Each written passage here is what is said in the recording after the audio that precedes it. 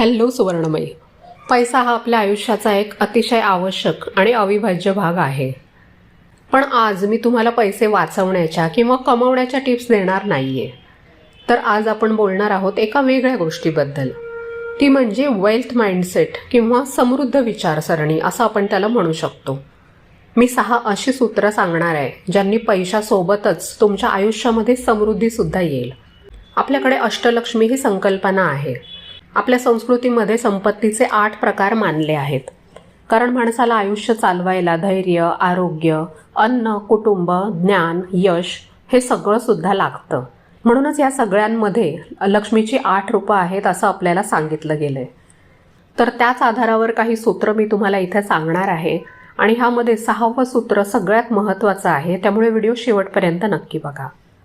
खूप वेळेला कसं होतं ना, आपण दिवसभर काम करत असतो, घरातलं असो किंवा बाहेरचं ऑफिसचं काम असू देत, व्यवसाय असू देत, कष्ट तर आपण सगळेच घेतो. पण तरीसुद्धा काही स्त्रियांच्या बाबतीत असं दिसतं की त्यांच्यामध्ये एक वेगळीच शांतता असते. मनाची सिक्युरिटी ज्याला म्हणतात ना, तसं काहीतरी. एक प्रकारची स्थिरता असते, विचारांची सुद्धा. शांत आत्मविश्वास असतो. आणि दुसरीकडे आपण मात्र सतत मनातून घाबरलेल्या, अस्वस्थ असतो. कितीही कपडे, दागिने, पैसे गोळा केले, साठवलं तरीसुद्धा.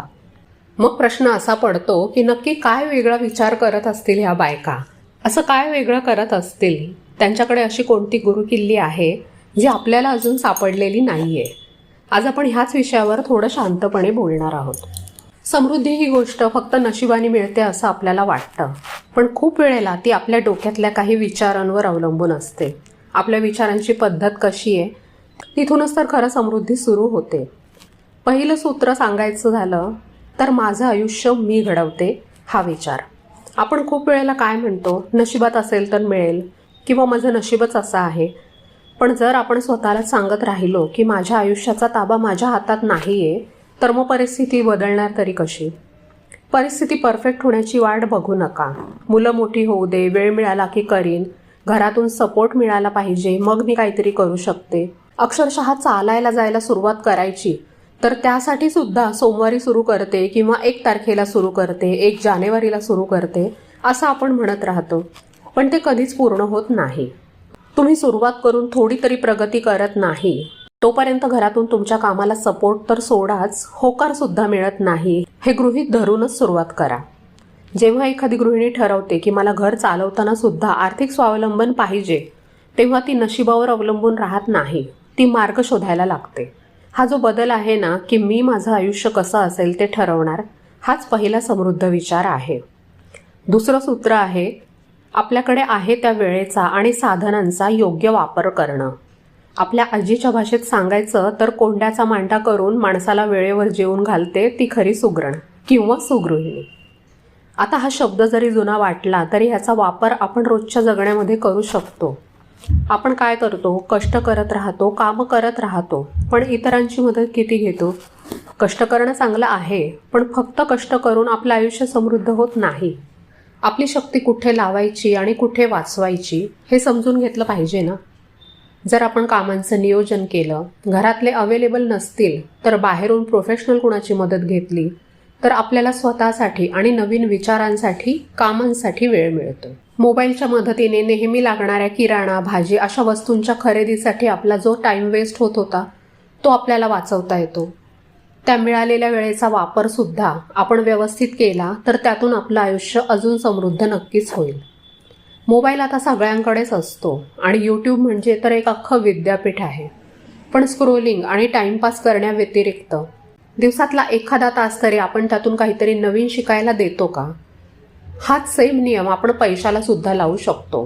पैशाने आपण वस्तू विकत घेतो, वेगवेगळे अनुभव घेण्यासाठी पैसे खर्च करतो, करायला पण पाहिजे. पण त्याचवेळी आपलं जे काम आहे त्यात अजून काहीतरी कौशल्य शिकता यावं, त्यासाठी एखादा कोर्स करणं. घरातून कमाई करायची आहे पण त्यासाठी थोडी पैशाची, वेळेची, प्रयत्नांची गुंतवणूक करणं, ह्या मार्गाने आपल्याला आयुष्य समृद्ध करता येतं. जगणं समृद्ध करण्यासाठी अजून एक तिसरी गोष्ट आपल्याला आली पाहिजे, ती म्हणजे रिसीव्ह करणं किंवा स्वीकारणं. आपल्याला कोणी काही देऊ केलं, अगदी साधं कौतुक जरी केलं तरी आपण लगेच मागे सरकतो. आपल्याला ते ग्रेसफुली ॲक्सेप्ट करता येत नाही. साधं थँक्यू म्हणणं, कौतुक करणाऱ्या व्यक्तीला एक छानशी स्माईल देणं एवढंच तर करायचं असतं. तुमची साडी छान आहे असं कोणी म्हटलं तरी आपण काय म्हणतो, जुनी झाली आता, खूप वर्ष वापरली. एखादा पदार्थ छान झाला असं कोणी म्हटलं तर आपण काय म्हणतो, मला कुठे काय जमतं, माझी आई ह्यापेक्षा खूप छान करते. आपल्याला वाटतं की हा नम्रपणा आहे, पण जोपर्यंत आपण मनातून एखादी गोष्ट स्वीकारायला तयार होत नाही तोपर्यंत निसर्ग तरी आपल्याला कसा देणार. अजून एक गोष्ट म्हणजे पैसा स्वीकारणं. हे सगळ्यात कठीण असतं, विशेषतः स्त्रियांसाठी. कारण आपल्याला शिकवलं जातं जास्त मागणं म्हणजे स्वार्थ. पण तुमचा वेळ, कौशल्य, अनुभव ह्याची किंमत आहे.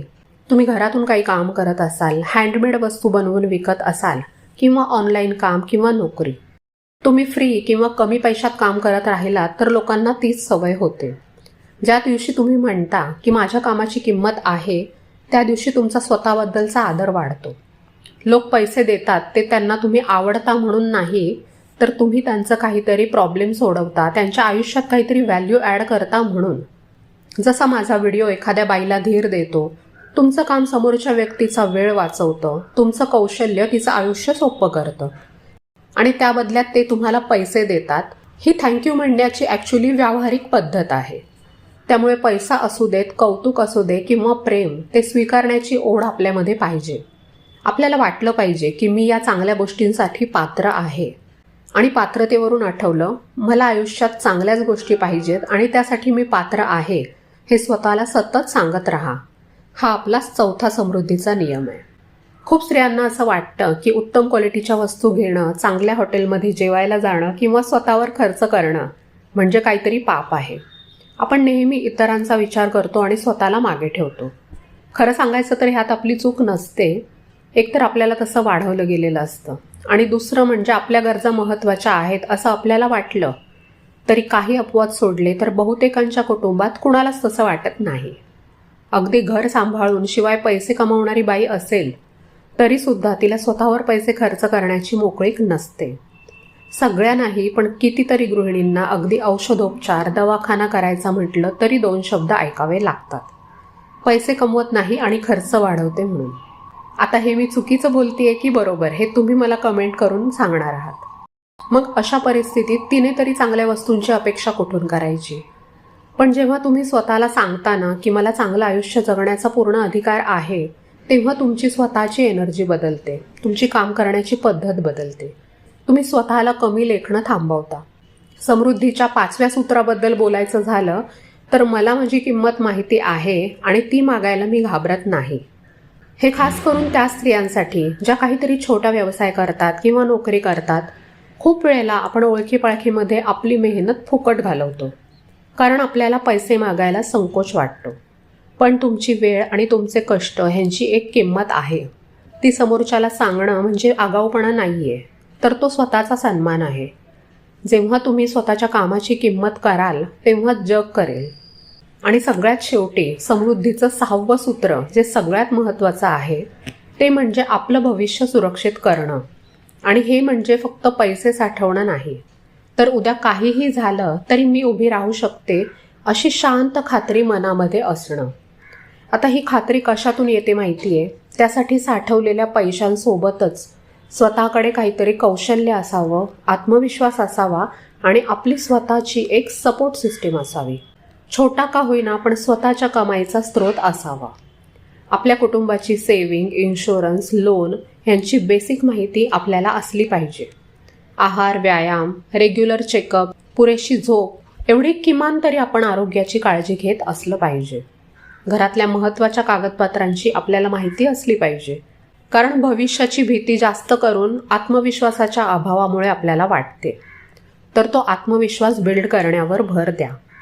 तुमचा विश्वास असेल अशी मोजकी पण खात्रीची माणसं तुमच्या वर्तुळामध्ये असावीत. आणि सगळ्यात महत्त्वाचं, आजपासून घरासोबत स्वतःला पण महत्त्व द्यायला लागा. आपलं भविष्य सुरक्षित करणं हा खरं तर एक स्वतंत्र व्हिडिओचा विषय आहे. मी तो व्हिडिओ करावा असं वाटत असेल तर भविष्य हा एक शब्द कमेंटमध्ये लिहा, म्हणजे मला समजेल की हा व्हिडिओ केला पाहिजे. आता रोजच्या आयुष्यात हे सगळं कसं आणायचं? तर उद्यापासून लगेचच सगळं बदलेल असं नाही, पण ही सूत्र जगण्याची आहेत. ती तुमच्या आयुष्यात नक्की बदल घडवून आणतील ह्याची मला खात्री आहे. मला सांगा, ह्या सगळ्यांमध्ये कोणतं एक सूत्र आहे जे तुम्हाला सगळ्यात जास्त आवडलं? कमेंटमध्ये नक्की सांगा, मला वाचायला आवडेल. व्हिडिओला लाईक नक्की करा, इतर मैत्रिणींसोबत शेअर करा, त्यांनासुद्धा या विचारांचा फायदा होईल. आणि हो, चॅनलला सबस्क्राईब करायला विसरू नका. आपलं व्हॉट्सअप चॅनल आणि मेंबरशिप यांची माहिती खाली डिस्क्रिप्शनमध्ये आहे, नक्की चेक करा. पुन्हा भेटूया अशाच एका शांत विषयावरच्या संवादासाठी. तोपर्यंत स्वतःची काळजी घ्या आणि आनंदात राहा.